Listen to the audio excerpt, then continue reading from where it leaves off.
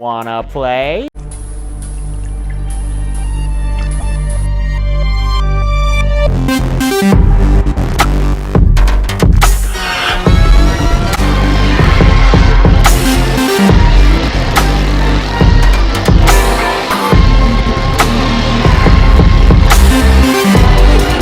Here's Johnny! I need a bigger boat. What's your favorite scary movie? We have such sights to show you. It's alive! It's alive! It's alive! Hi, I'm Chucky.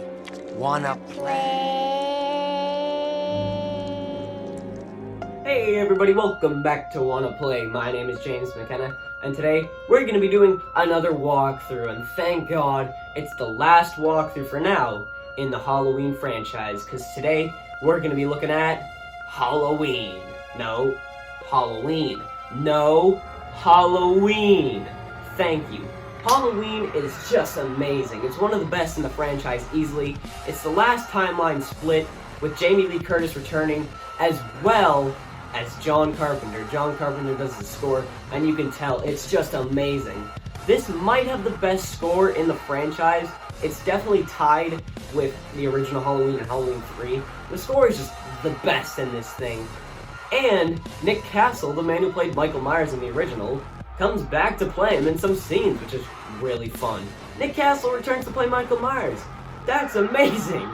But yeah, this movie is just great. It's the last one in the franchise, coming out in 2018. So, without any further ado, let's get straight into it. We open up in Smith's Grove, where we meet Aaron and Dana, two reporters on the Michael Myers case, as well as Michael's new doctor, Sartain. The three of them walk up to Michael and try and get him to talk when Aaron pulls out Michael's old mask. But like, dang, this could be the greatest mask in the series. Look at that thing. It looks exactly like the original, but 40 years later. The patients start to go nuts when... Say something! Yeah, let's go Halloween! The intro is easily the best in the series other than the original, and I'd argue that it has the best version of the original theme song overall. That's what you get when John Carpenter returns to this franchise. In Haddonfield, two reporters pull up to the Laurie Strode's place, who finally, for the first time since H2O, is played by Jamie Lee Curtis. Laurie's house is an extremely boarded up security area in the middle of nowhere, and after unlocking 6 different locks, the three begin to talk. They talk about believing in the boogeyman and also tell Laurie that Michael's going to be transferred to a new hospital tomorrow. Laurie gives the two of them the boot when we meet Laurie's daughter Karen, as well as her granddaughter Allison, and her son-in-law Ray. Ray talks about Lonnie, the kid who got yelled at by Loomis in the original, and through this we learn that Allison's boyfriend is Lonnie's son. We get a reference to the kitchen scene in Halloween 2007 when Ray says, Oh man, I got peanut butter on my. Ew, Dad. it's actually a reference to every single movie in the franchise in this one, so I'll do my best to point them all out to you. Allison walks with her friends, where we get confirmation that this is a sequel to only the original when she tells Dave that it wasn't her brother who killed her friends, just some psycho in a random act of randomness. When they get to school, we meet Allison's boyfriend as well as their friend Oscar before Allison sees Laurie out the window like the original. The two of them meet up after school and Allison tells her grandmother to get over it. Laurie starts to shoot a bunch of mannequins in preparation for Michael as she watches patients load on the bus. Laurie interrupts a family dinner after seeing Michael, so obviously she's going to be in a wreck. She runs out on the street and Allison goes to comfort her when Karen tells her daughter about her childhood and how she learned how to shoot a gun when she was 8, learned how to fight, and got taken away by social services when she was 12. Then Kevin here and his father discover a crashed bus full of a bunch of patients running around, and Kevin stumbles across a half-dead officer who tells him to run when he accidentally shoots Dr. Sartain. But when he goes to escape by car, Michael pops up and kills his first kid victim. Now it's Halloween when Michael watches the podcasters reporting at his sister's grave. Then we get this line. Michael Myers loose with a bunch of nutbags in Haddonfield on Halloween night? We're gonna have a fucking circus on our hands. Aaron and Dana stop at a gas station that looks an awful lot like the one in Halloween 4 that Loomis stopped at when Michael heads into the bathroom that Dana's in. He drops some teeth onto her as Aaron discovers the man who he got the teeth from, as well as a dead mechanic in his underwear, as Michael drags Dana under the gas station stall. Then Aaron heads in, and the two of them had an absolute brawl, but when Michael gets the upper hand, he pretty much leaves him dead. Michael grabs his mask from the trunk, and holy god, that's the best mask in the franchise. I mean, look at the thing! Karen gets home from shopping when her and Ray get scared by Laurie. Michael jump scares another kid, then kills a woman in the exact same way Mrs. Elrod was killed in Halloween 2, but luckily ignores a baby because, let's be honest, nobody wants to see that. He kills a random woman in a pretty graphic way when we get a pretty catchy remake of I Love It at a party.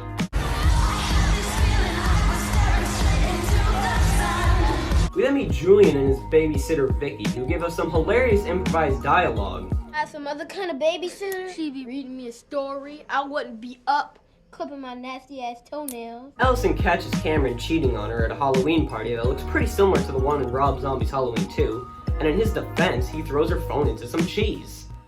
Allison takes after his father and gets her ass away from there, but then Vicky gets scared by her boyfriend who's got a fake horse thing. Hey, what's that horse's name anyways? This is Tate. Hi, Tate.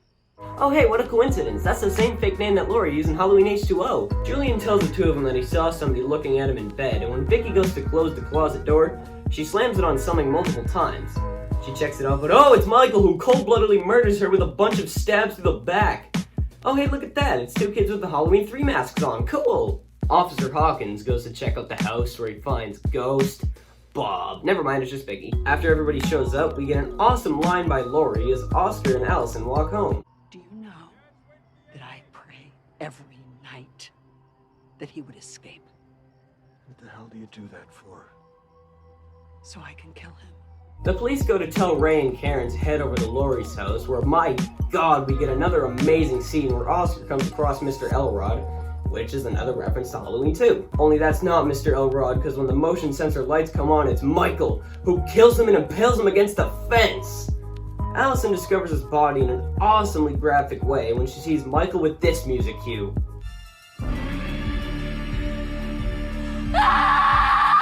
Hell yeah, John Carpenter's back, baby! We get some more fun role reversals when Allison walks up to the neighbor's porch where they turn the lights on and help her. Allison gets into the car with Officer Hawkins and Dr. Sartain where they commit another vehicular homicide just like the one in Halloween 4 and H2O. But then Sartain kills Hawkins with a penknife? Wait, he puts the mask on? What's going on here? He puts Michael in the back with Allison, where he mentions Judith, and just like in Halloween 5, the mention of a family member triggers some sort of psychic connection to wake Michael up. Michael kicks through the back cage and drags Sartain out onto the street, and as Allison escapes, Michael stomps his head into applesauce with just one stomp. Ray walks outside, where he finds a cop with his head hollowed out with a jack-o'-lantern. Michael comes from behind and strangles him to death as Laurie watches on. Michael starts to choke out Laurie after Karen heads into the basement, but she shoots his fingers off before he can get her. She goes to check every room for Michael after a little bit, and then closes them off with steel trapdoors when she's done. He pops out in the mannequin room and launches her out into the balcony, but after he gets distracted for a second, he looks back down and Laurie's gone. Karen takes Allison down to Laurie's bunker under the kitchen island, but Michael just rips the thing off the ground with his bare hands. But Karen snags a gun and acts terrified, calling for her mom and saying she can't do it when... I can't do it! I'm sorry, I can't do it! Gotcha. Laurie appears out of the shadows and knocks Michael down into the bunker, where she locks him in another trapdoor. Laurie gasses the house and throws a cigarette into the basement, burning the house with Michael in it. But then some empty shots of the basement show that Michael disappeared once again, setting us up for a sequel that's supposed to come out later this year. But if I were you, I wouldn't get my hopes up, because if they're gonna retcon this ending, I feel like it's gonna be kinda stupid. But we'll just see where they go with it. And until then, this is end of movie. But don't go away yet, because it's awards time. Now the first award that I'm gonna vote is gonna go to my favorite part, which is easily the motion sensor scene. Like, oh my god, this scene is amazing. Michael uses those motion sensor lights perfectly to his advantage. When he wants the lights to turn off, he just stops walking. And when he wants them to turn back on, he moves slightly, and then the second they turn back on, he's right in front of you, and it's just amazing. As well as Oscar's death and that music cue, it's just so sick. This scene is amazing. It's Michael Myers' most graphic death, maybe in the franchise. If we take out Halloween 2, then it might be the most graphic death Michael Myers has ever done. And I really like the reference to Mr. Elrod in Halloween 2, because I really do enjoy Halloween 2. So, yeah, It's my favorite part because it's just so good. Best character easily is gonna go to Allison.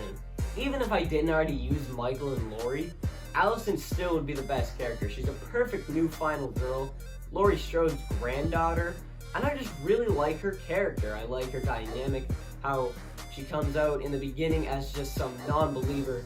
She knows that Michael Myers is never coming back. She probably thinks that Michael Myers is dead, just like so many other characters in this franchise. But when Michael comes after her, she's just fighting for her life. She stabs Michael in one scene, and it's just great.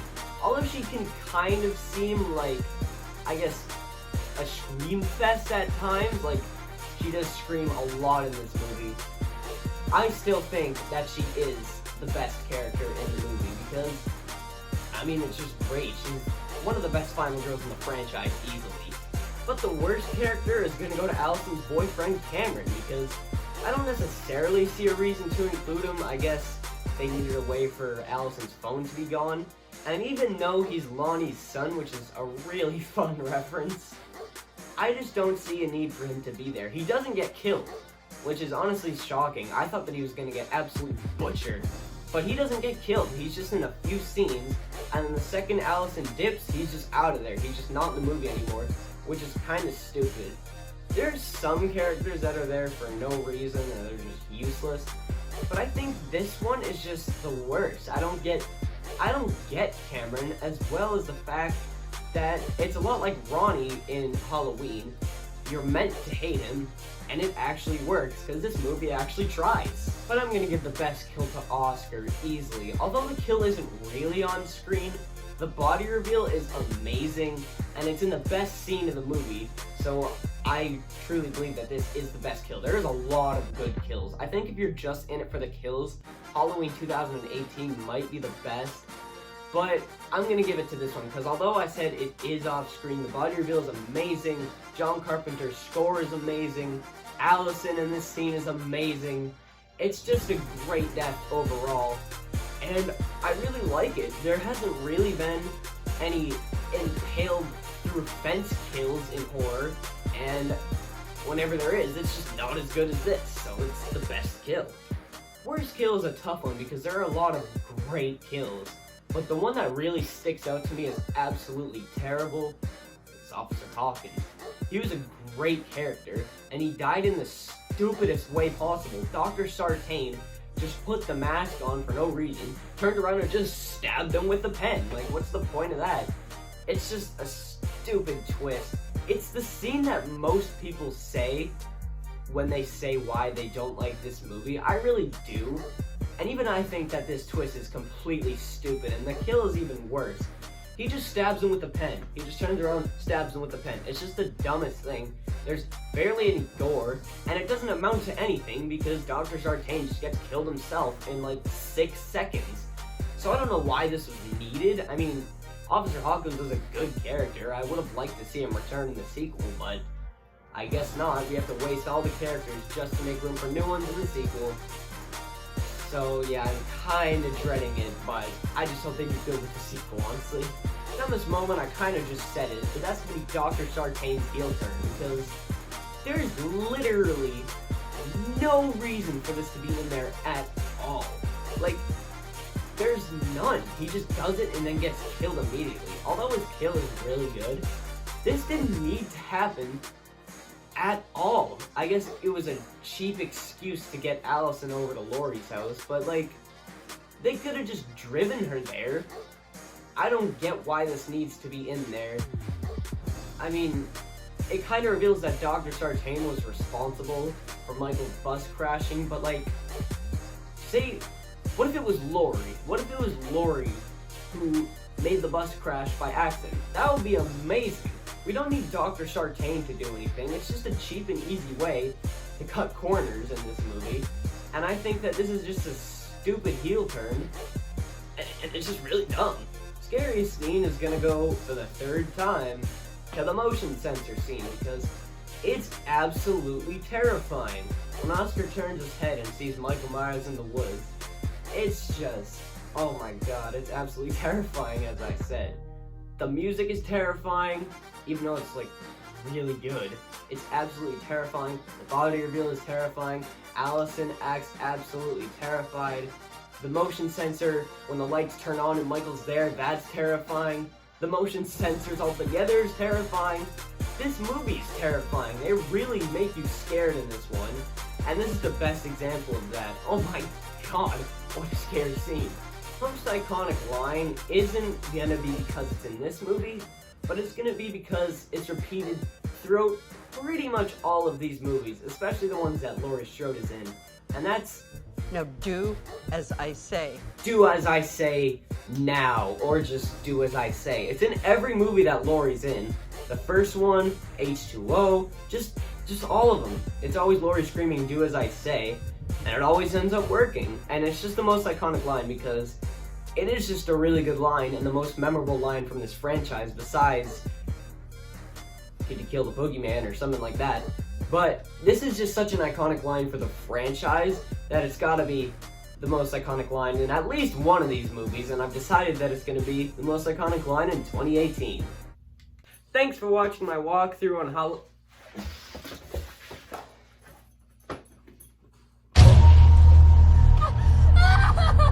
Thanks for watching my walkthrough on Halloween 2018, as well as all the other Halloweens. My god, this franchise was a lot, and thank god we're done with this franchise. I mean, geez, there's a lot of stupid movies. And I like how we don't end off on a stupid movie. A lot of franchises are just god-awful in their last movie, but this one is absolutely not. Halloween 2018 is just perfect.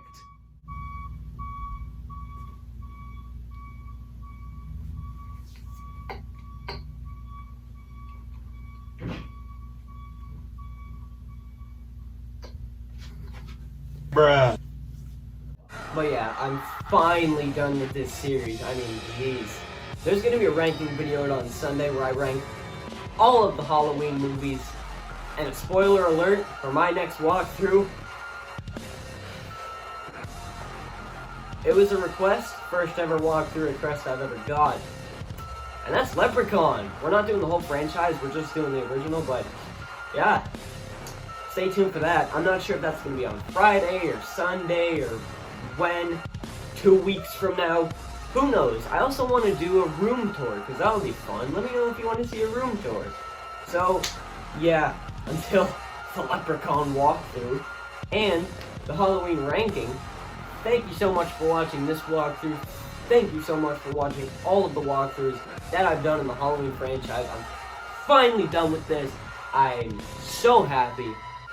So until next time, thank you for watching, goodbye, and good night.